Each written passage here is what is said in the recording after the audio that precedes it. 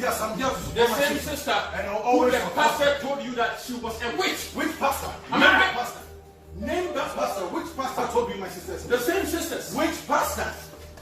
Name the pastor. Is it you? You are a pastor. You.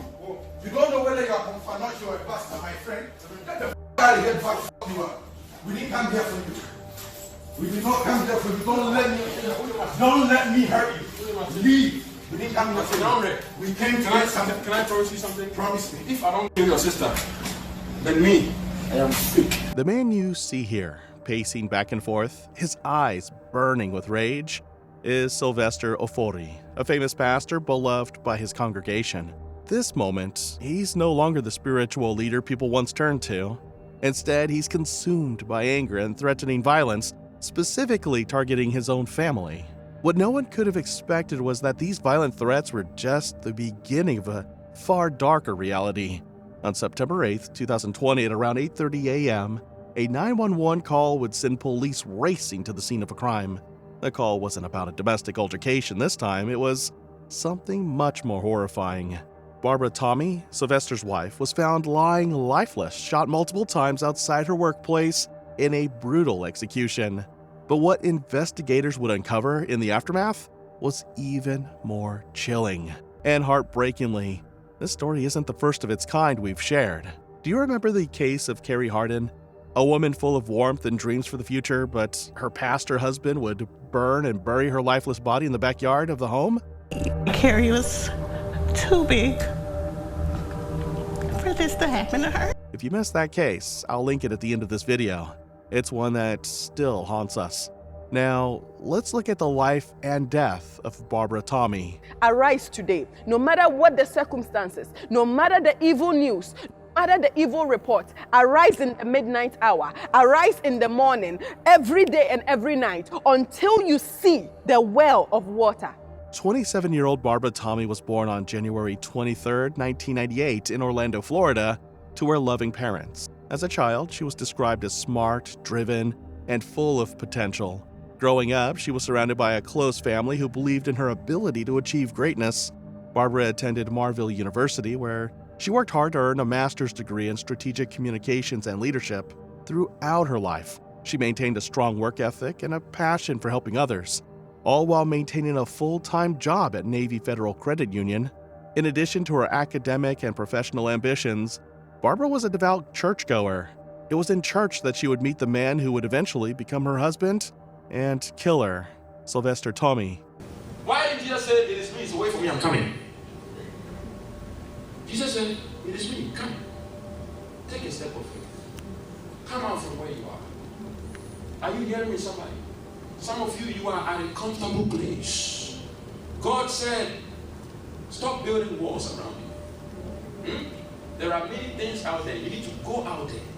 People are dying. Preach the good news out there. Amen. Bring souls to God. Are you hearing me? Stop building a wall around you. The Lord said, Peter, come out. And I believe that the rest of the 11 disciples were saying, man, are you crazy? Don't go. That's not Jesus, that's a ghost. Said, Peter, why are you always trying to prove like you are the best Christian, you are brave? Don't go. You're going to die. That's the devil.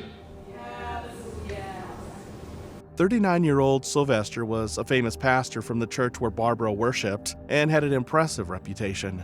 He was known for his charismatic and commanding presence both within his church, Floodgates of Heaven International Ministries, and as a traveling motivational speaker. Describing himself as anointed and possessing Christ-like powers, Sylvester's reputation as a spiritual leader was unquestioned. Some even referred to him as a prophet. However, behind the facade of his religious role, his behavior was anything but godly. He quickly captivated Barbara, and as she became more involved with church activities, particularly assisting with Sunday school, their bond grew stronger, but what began as a deeply spiritual connection soon turned more complex. The two began a romantic relationship that seemed to be a perfect match. Their shared faith and commitment to each other were the cornerstones of their growing love. They soon got married, and to the outside world, their marriage appeared blissful. Barbara, a young woman with a bright future, married to a respected pastor. But a different kind of doubt was shaping. Not everyone was convinced that Sylvester was the right match for Barbara. Her family, particularly her sister, had reservations. Despite these concerns, Barbara remained steadfast, defending her choice and declaring that Sylvester was the man she wanted to marry. She firmly believed that Sylvester was the man she wanted to marry, that he was the one who understood her better than anyone else. Barbara, headstrong and hopeful, would stand by him during his church sermons and give her support. Little did they know, her life would soon take a dark turn. While Barbara's marriage started out with the promise of love and faith, things soon took a more troubling turn. Sylvester's behavior, which had once appeared charming, became more controlling and abusive as the marriage progressed. Emotional and physical abuse became a regular part of their relationship, and despite Barbara's attempts to hold on to the marriage, the signs of trouble were undeniable. Sylvester's jealousy and volatility grew over time, and on several occasions, police had been called due to domestic disputes. In 2016, on one of these occasions, Sylvester was arrested for resisting an officer, but Barbara stayed by his side, refusing to leave him. Her love for Sylvester, combined with her sense of obligation and fear of losing everything she had worked for, kept her in a toxic and dangerous cycle of abuse. Yet, the more she gave, the more trapped she became.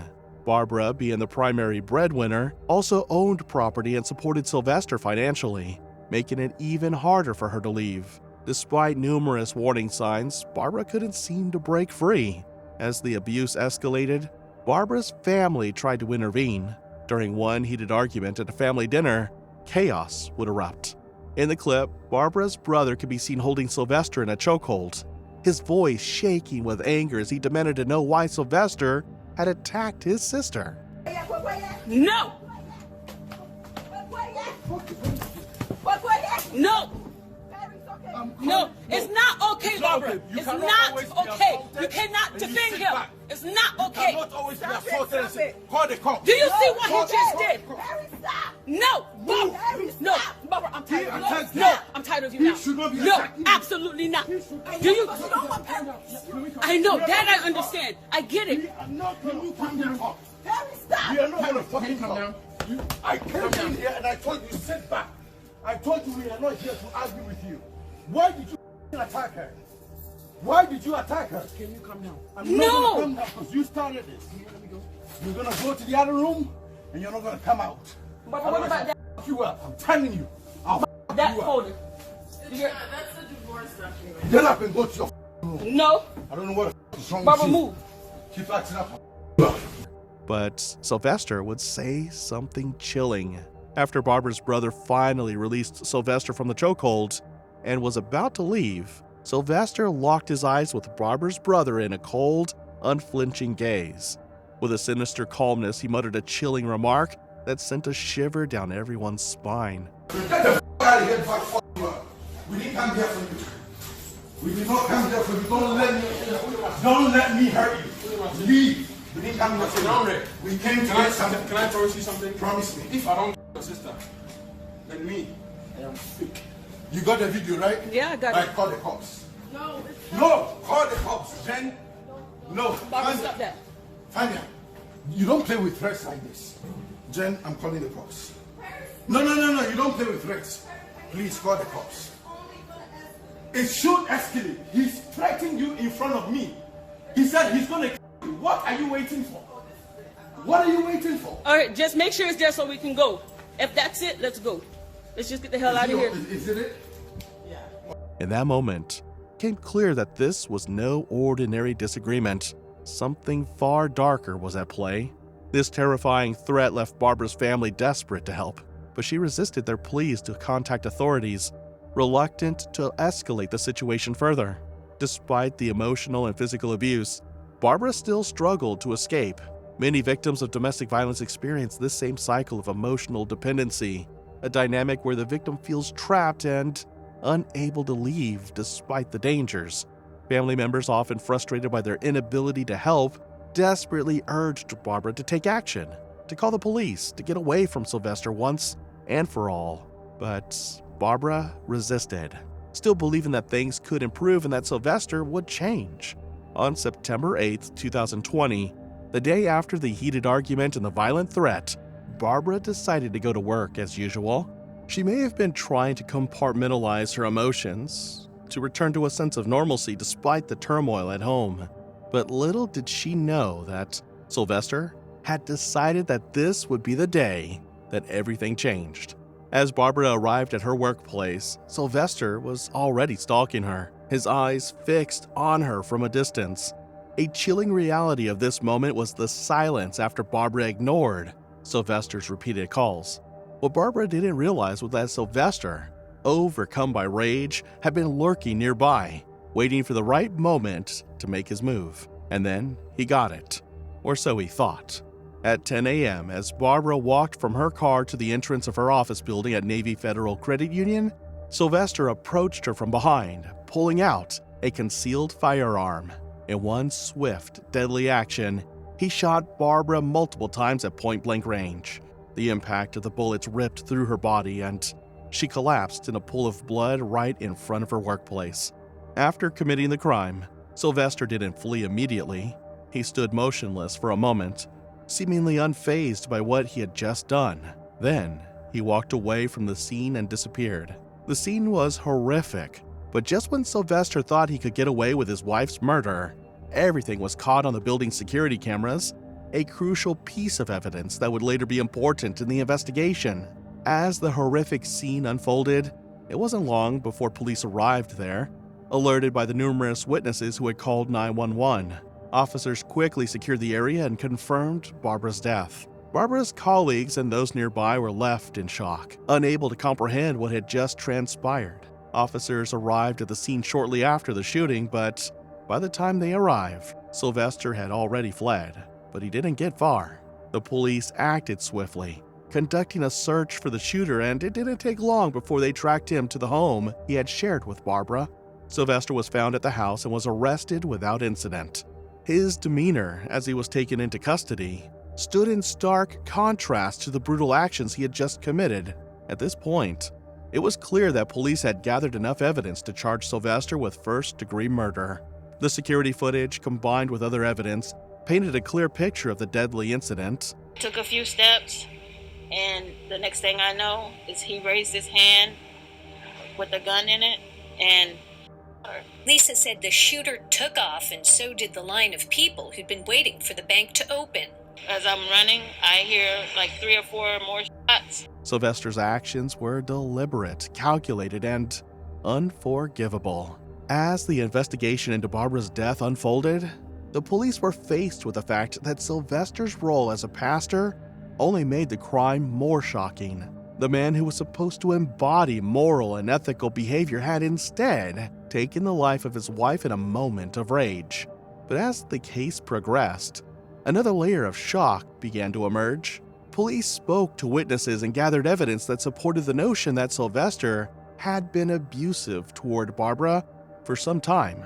It was revealed that Sylvester had been extremely controlling, and Barbara had tried to escape multiple times, but fear, love, and financial dependency kept her trapped in the marriage. Barbara's sister, Jennifer Tommy, reported that the day before the shooting, she had recorded an argument between the couple in which Ofori allegedly threatened to kill Barbara. In the video, Ofori was wearing the same shirt seen in the surveillance footage from the murder scene. The community was left in disbelief as they learned more about the details of Barbara's marriage.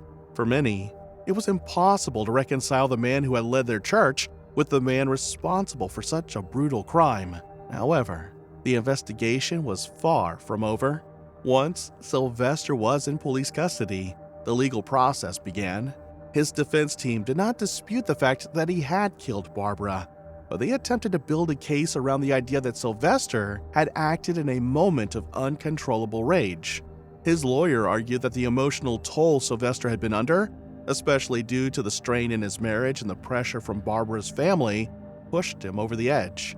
But the prosecution was determined to make sure that justice was served. They pointed to the premeditation and clear evidence, including the surveillance footage and eyewitness accounts, that Sylvester had planned the attack. It wasn't a crime of passion, but rather the culmination of months, if not years, of abusive behavior.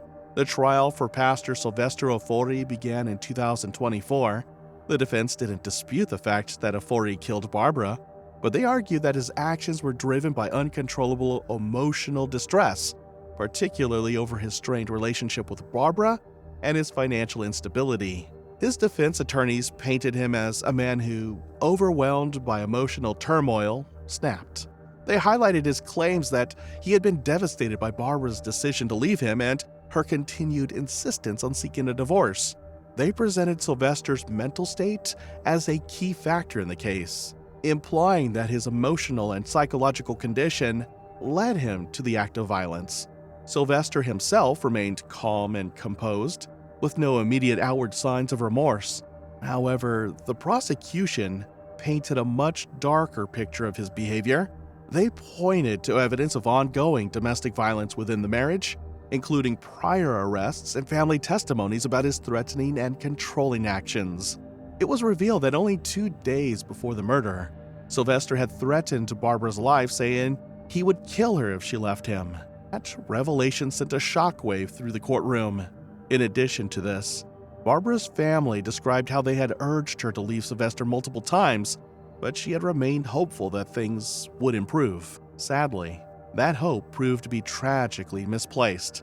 On July 25, 2024, after a 3-day trial, the jury deliberated and Judge Michael S. Kranick sentenced Sylvester Ofori to life in prison without the possibility of parole. A man who called himself a prophet is going on trial for killing his wife.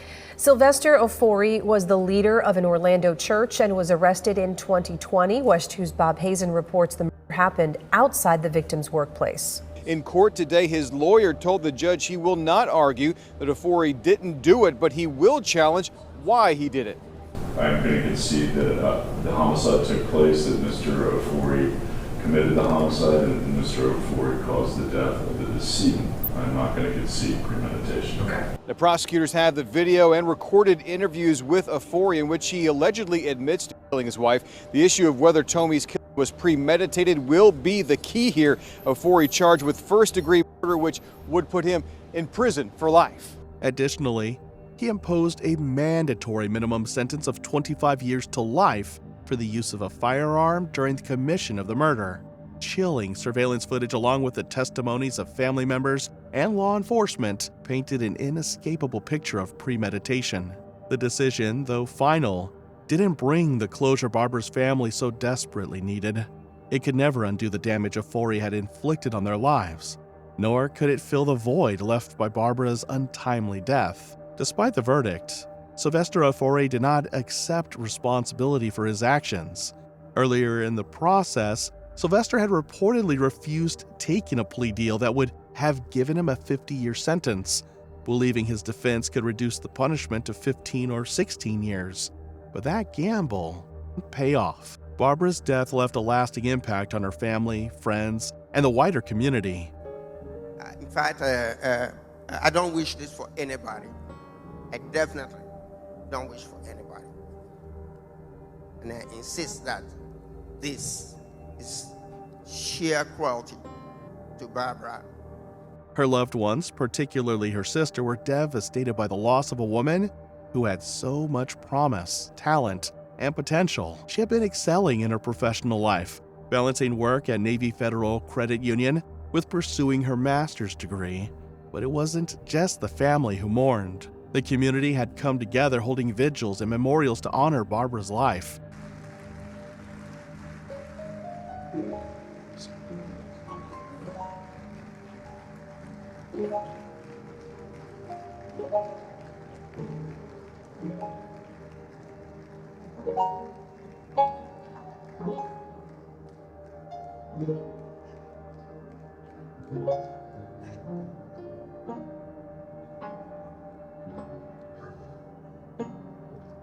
Please be seated.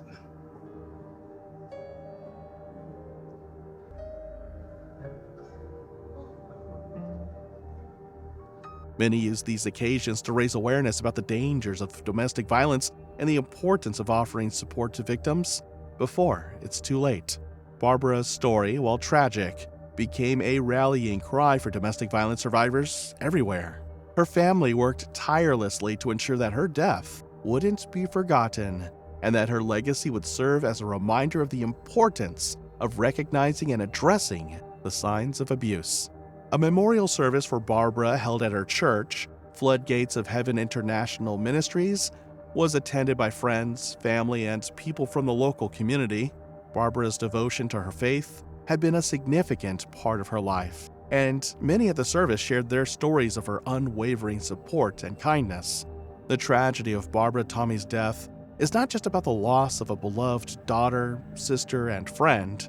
It is a stark illustration of the prevalence and danger of domestic violence. It highlights the fact that abuse is not limited to any particular demographic. It can happen to anyone. Women of all backgrounds, professions, and social statuses can become victims of emotional, physical, and psychological abuse.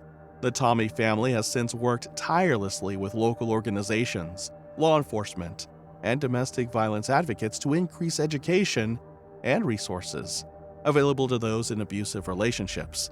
They hope to reach individuals who might feel trapped, just as Barbara did, and provide them with the help they need. What do you think about this? Let us know what you think in the comments below, and if you found this story intriguing, please like, share, and don't forget to subscribe for more stories like this.